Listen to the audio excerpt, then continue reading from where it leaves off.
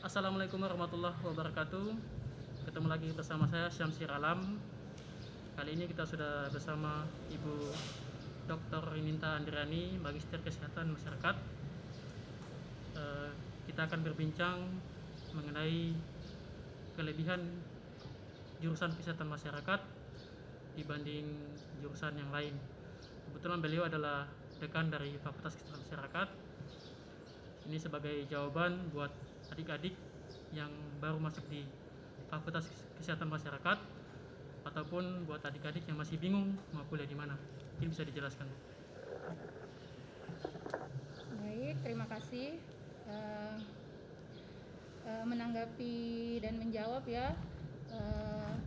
Apa sih kelebihan Fakultas Kesehatan Masyarakat dibandingkan fakultas lainnya, atau kira-kira apa sih alasan yang bisa membuat saya atau anak SMA ya yang baru tamat untuk memilih jurusan dan menentukan bahwa FKM sebagai pilihan yang tepat untuk saya.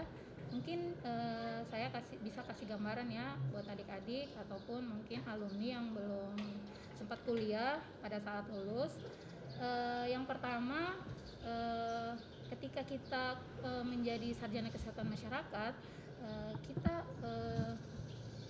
dipilih atau bisa memilih beberapa konsentrasi atau jurusan, atau dibilang nantinya kita bisa expert di situ. Nah, di Fakultas Kesehatan Masyarakat Unidayan kita punya 4 pilihan konsentrasi. Yang pertama itu kita bisa memilih yang namanya epidemiologi, jadi jurusan atau konsentrasi epidemiologi. Yang kedua itu ada konsentrasi kesehatan lingkungan. Yang ketiga ada yang namanya administrasi kebijakan kesehatan, dan yang keempat itu adalah promosi kesehatan. Jadi 4 jurusan ini itu ada di Fakultas Kesehatan Masyarakat. Nah, pertanyaannya, apa sih yang membedakan di setiap pilihan jurusan itu? Nah, disinilah sebenarnya expertnya. Jadi semua sama-sama adalah sarjana kesehatan masyarakat, tapi punya basic keilmuan yang berbeda-beda. Nah, kalau misalnya epidemiolog, kalau epidemiolog, adik-adik nantinya akan bisa menjadi tenaga ahli di bidang surveillance. Jadi di situ adik-adik akan paham tentang bagaimana pola persebaran penyakit dan lain sebagainya. Seperti yang tengah kita alami sekarang ini kan ada masa pandemi COVID-19. Nah, di sini peran epidemiolog ini sangat dibutuhkan. Bagaimana kita akan tahu dan bagaimana kita diajarkan tentang COVID ini persebarannya dari mana, dari manusia ke manusia, tapi bagaimana prosesnya. Nah, di situ pasti kita punya keahlian di situ. Nah, kemudian selain kita surveillance, kita juga bisa jadi tenaga ahli, menjadi dosen dan bekerja di misalnya LIPI, lembaga penelitian seperti itu. Jadi banyak peluang kerja, bukan hanya menjadi seorang pegawai negeri, tapi juga kita bisa kerja di lembaga penelitian atau LIPI. Kemudian kita bisa menjadi tenaga pengajar, dosen, dan lain sebagainya. Nah, begitu juga untuk konsentrasi yang namanya kesehatan lingkungan. Nah, kesehatan lingkungan kita juga bisa menjadi tenaga sanitarian. Nah, bekerja di perusahaan, juga bekerja menjadi seorang ASN. Nah, itu banyak pilihan. Kemudian kita juga bisa menjadi yang namanya konsultan di bidang kesehatan lingkungan. Nah, kemudian kita juga ada administrasi kebijakan kesehatan. Nah, administrasi kebijakan kesehatan ini adik-adik dibekali dengan keilmuan di mana adik-adik akan diberi bekal ilmu untuk bisa menjadi seorang tenaga yang mampu untuk menyusun yang namanya perencanaan, pelaksanaan, dan evaluasi di bidang kesehatan seperti itu. Jadi ceritanya kita menjadi seorang tenaga perencana yang handal gitu. Jadi itulah, dan di sini juga kita akan diajarkan bagaimana kita menyusun sebuah kebijakan kesehatan. Nah, itulah fungsi atau expertnya jurusan AKK. Jadi bisa menjadi seorang ASN, juga bisa menjadi seorang tenaga konsultan, dan bisa menjadi dosen atau tenaga pengajar lainnya. Nah, kemudian yang terakhir ada promosi kesehatan. Nah, di sini adik-adik kalau pilih jurusan promosi kesehatan, nah adik-adik akan dibekali dengan keilmuan atau expert nantinya di bidang bagaimana adik-adik mampu membuat sebuah pesan-pesan kesehatan yang terstandar dan memang sesuai nanti dengan sasaran nantinya, seperti itu. Jadi dia akan tepat sasaran. Jadi mulai dari pesan yang dibuat, media yang akan digunakan, dan lain sebagainya itu akan diajarkan dan juga dibekali dengan bagaimana adik-adik akan menjadi seorang promotor kesehatan atau penyuluh kesehatan yang benar-benar mampu menyusun kalimat, mengedukasi dan mengajak masyarakat untuk hidup sehat, seperti itu. Jadi dibekali tata cara ngomongnya seperti apa, menyusun pesannya seperti apa, penguasaan medianya seperti apa. Nah, disinilah skill dari promosi kesehatan itu ada. Jadi 4 bidang keilmuan ini, 4 jurusan ini ada di Fakultas Kesehatan Masyarakat. Maka kalau adik-adik bisa tertarik, maka di FKM Unidayan juga itu punya tenaga pengajar yang kompeten. Jadi ada sekitar 14 dosen di FKM Unidayan, 1 bergelar doktor, yakni saya sendiri, namun 3 lainnya itu sedang dalam masa studi doktor di Universitas Hasanuddin Makassar. Ya, jadi sebentar lagi kita akan memiliki 4 orang doktor. Nah, kemudian yang lainnya itu semua bergelar magister, mulai dari magister kesehatan lingkungan, magister administrasi kebijakan kesehatan, magister epidemiologi, yang semua dosen ini itu semuanya lulusan dari PTN terdepan di Indonesia. Jadi ada lulusan dari UGM, ada lulusan dari Unhas, ada lulusan dari Pajajaran dan lain sebagainya, seperti itu. Jadi kita memang punya dosen-dosen yang kompeten di bidangnya. Jadi jangan khawatir ketika memilih Unidayan, insya Allah ini pilihan yang tepat karena adik-adik akan dibimbing oleh dosen-dosen yang memang dari lulusan PTN-PTN yang berkualitas di Indonesia. Saya kira begitu mungkin dari saya.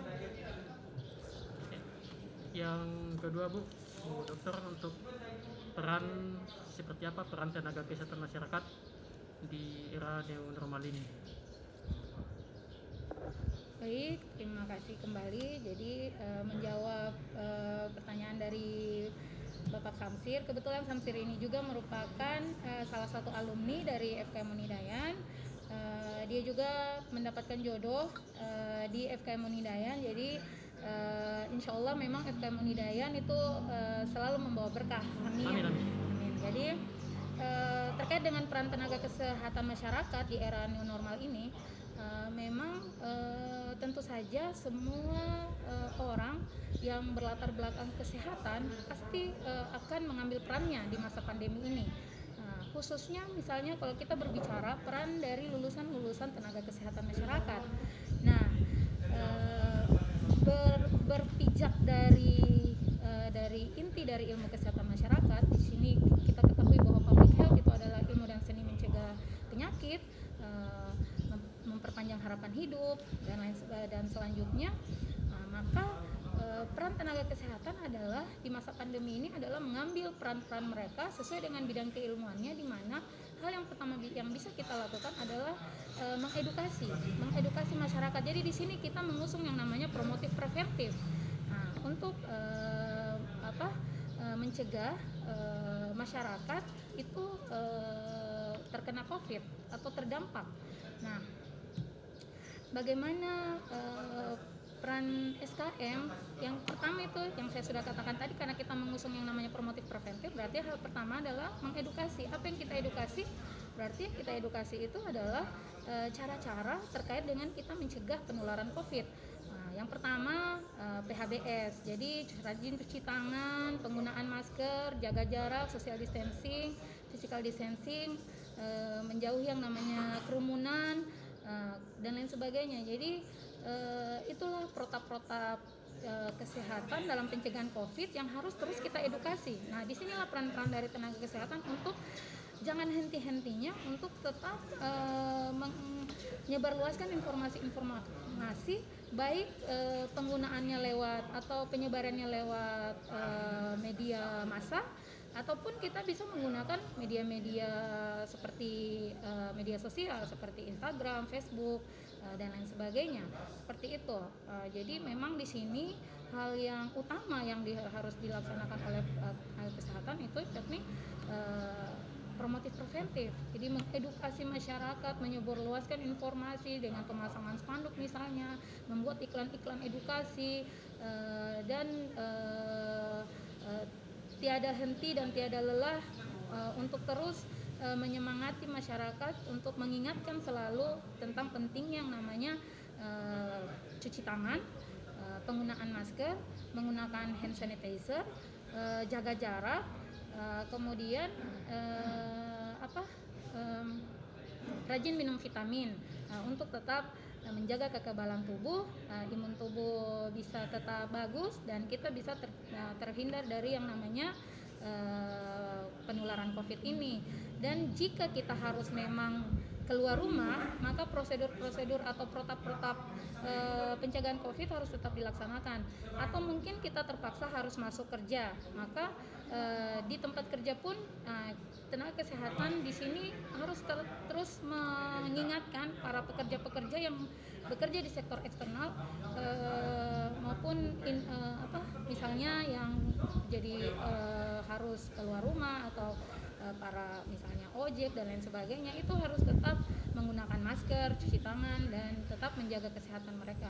Saya kira seperti itu, biar itulah menjadi peran-peran dari kita tenaga kesehatan yang menjadi ibaratnya sebenarnya garda terdepan sebelum masyarakat itu jatuh sakit yang harus terpaksa dirawat di rumah sakit. Jadi itulah peran dari tenaga kesmas dalam menghadapi new normal ini atau memutus mata rantai pencegahan, memutus mata rantai COVID-19. Saya kira begitu.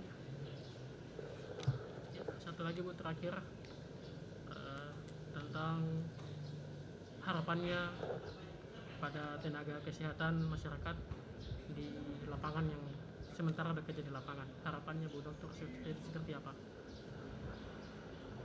Baik, terima kasih.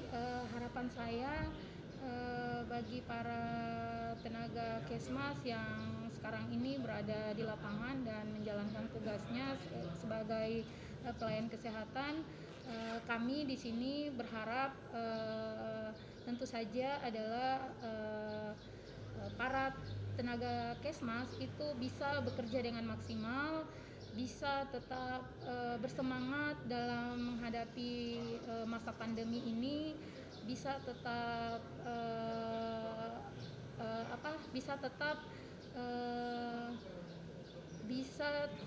tetap dengan protokoler kesehatannya, jangan merasa lelah, jangan merasa capek jika harus menggunakan APD.